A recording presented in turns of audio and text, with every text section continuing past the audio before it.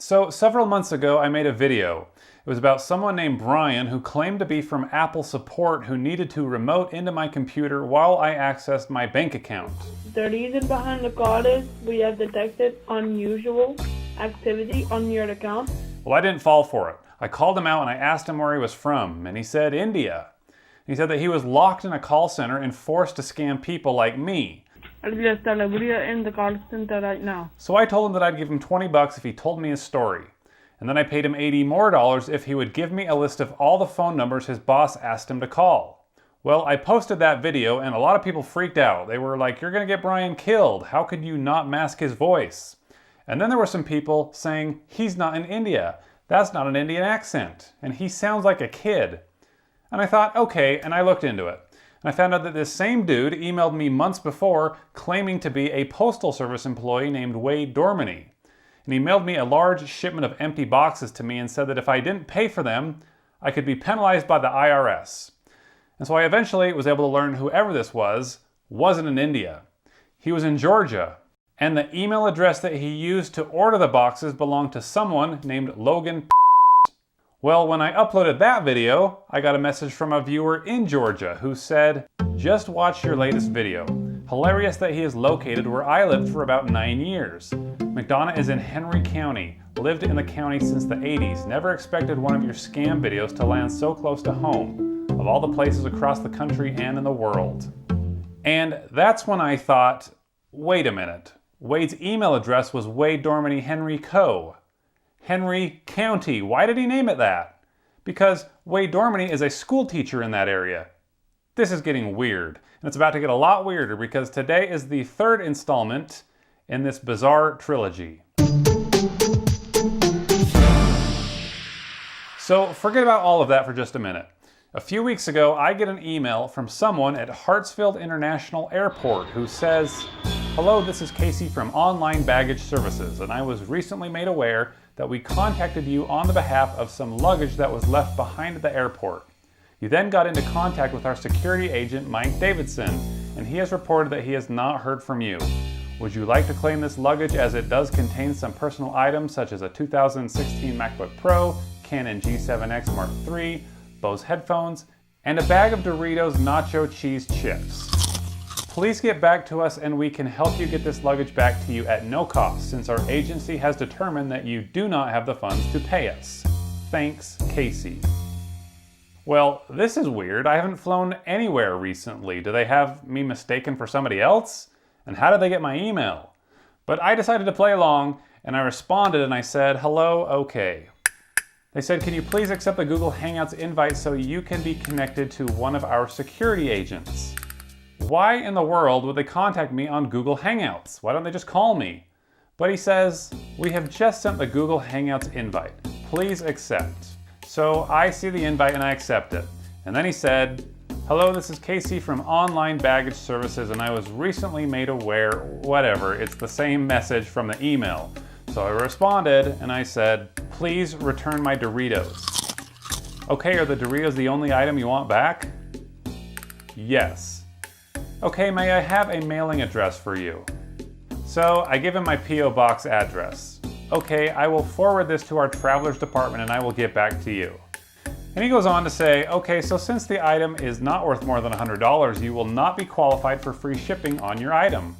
So I said, "Okay, how much will you charge to ship them back?" "I cannot tell you until the travelers department has packaged the item and tells me what the cost will be to ship it." And then he says, "Okay, so I did mistake the item. It is a box of 40 bags of nachos, cheese, Doritos." All right, who in the world is traveling with a box of 40 bags of Doritos? I said, any Cooler Ranch? "No, did you lose Cool Ranch?" I said, "I just like that flavor better." "Let me see what I can do." Then he says, "Okay, we usually do not do this, but we can exchange the items for another one, but you would still have to pay the shipping." Nice. "Okay, so we cannot exchange the items. Sorry for the bad info." What? "I can try my best, but if you're not willing to pay, then we cannot." This is taking a turn for the crazy. I said, "Okay, how much to return my Doritos to me?" "Well, since we don't go off how much the item weighs, it is $20. $20 to ship my Doritos? I said, I can get a box of 40 Doritos on Amazon for $11. He said, can you send me a link to the listing so we can price match it? So I did my favorite thing and I sent him a link from Grabify.link. And his IP address is registering in... But it also looks like he's using a VPN, so he could be anywhere. He said, the link does not work. Why did you send me a link to Brinks? Hello. And I'm like, so I could track your IP address. Why did you track my IP? I'm trying to help you. And I said, can you just call me? Why did you track my IP? I said, call me, I'll explain. I need to talk to this idiot on the phone so I can find out who he is and what kind of an accent he has. I finally said, would you like $100? Surely you're joking. I said, no. I said, if you do a video call with me and talk to me for 15 minutes. He said, send me the money first. No. He said, what do you want me to say? And then he said, can we do WhatsApp voice messages? Like, what do you want to know? I don't want to get ID'd. I said, voice is only $50. And he seemed to be cool with it, so I eventually gave him my WhatsApp number, and he sends me a WhatsApp message. Hello, is this Ben? Yes, send me a voice message. What do you want me to say? And I told him to say, this is Mike Davidson with Hartsfield-Jackson Airport. And a few minutes later, he sent it.